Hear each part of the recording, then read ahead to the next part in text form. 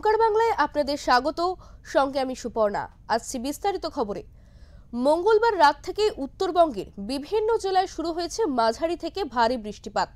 আবহাওয়া দপ্তর সূত্রে যেমনটা জানানো হয়েছিল ঠিক তেমনই ইতিমধ্যে বৃষ্টিপাত শুরু হয়েছে পাহাড় থেকে সমতল সর্বত্রই।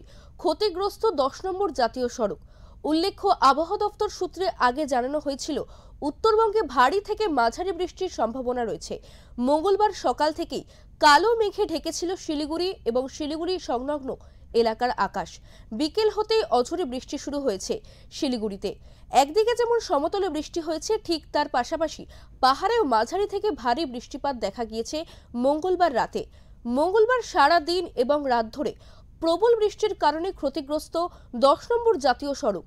10 নম্বর জাতীয় সড়কে বেশ কিছু জায়গায় ধস নেমেছে।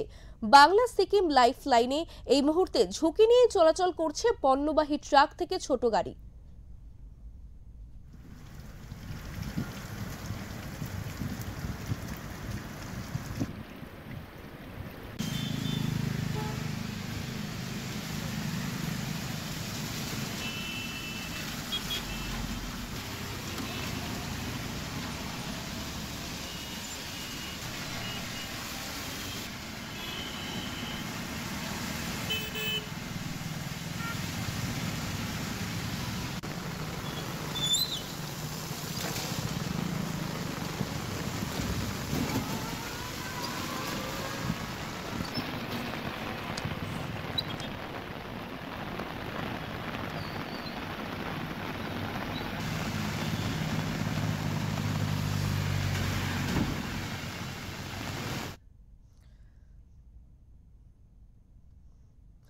এই প্রসঙ্গে আমরা কথা বলে নেব আমাদের প্রতিনিধি অরূপ পোদ্দারের সাথে।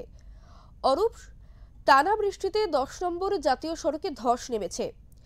এখন ওখানকার বর্তমান পরিস্থিতি কি? তোমাকে আমি জানিয়ে রেখে আবহাওয়া দপ্তর সূত্রে যেমনটা জানানো হয়েছিল ঠিক তেমনি কিন্তু পরিস্থিতি তৈরি হয়েছে 10 নম্বর জাতীয় পাহাড় এবং সমতলে। কাল থেকে কিন্তু অবিরাম বৃষ্টি শুরু হয়েছে। কাল থেকে মাঝারি থেকে ভারী বারবার কিন্তু সারাদিন ধরে কিন্তু বৃষ্টি হয়েছে, যার কারণে 10 নম্বর জাতীয় সড়কে বেশ কিছু জায়গায় ধস নেমেছে, যার ফলস্বরূপ ছোট গাড়ি চলাচল করলেও বড় গাড়ির ক্ষেত্রে কিন্তু বিধিনিষেধ আনা হয়েছে। 10 নম্বর জাতীয় সড়কে বড় গাড়ি যেগুলো রয়েছে, যেগুলো সিকিমগামী গাড়ি রয়েছে বা সিকিম থেকে যেগুলো বাংলার উদ্দেশ্যে আসছে, সেই সমস্ত গাড়ি কিন্তু ঘুরপথে শিলিগুড়ি নেমে আসছে এবং ঘুরপথে কালিম্পং হয়ে কিন্তু তারা সিকিমের উদ্দেশ্যে যাচ্ছে। 10 নম্বর জাতীয় সড়ক সম্পূর্ণভাবে বন্ধ না হলেও বেশ কিছু জায়গায় ধস পড়েছে। প্রশাসনের তরফ থেকে বিশেষ নজর রাখা হচ্ছে। ধস প্রবণ যে সমস্ত এলাকা রয়েছে সেই সমস্ত এলাকায় ডোজার মজুদ রাখা হয়েছে, যাতে ধস নামার সাথে সাথে সেটা যাতে পরিষ্কার করে দেওয়া যায়।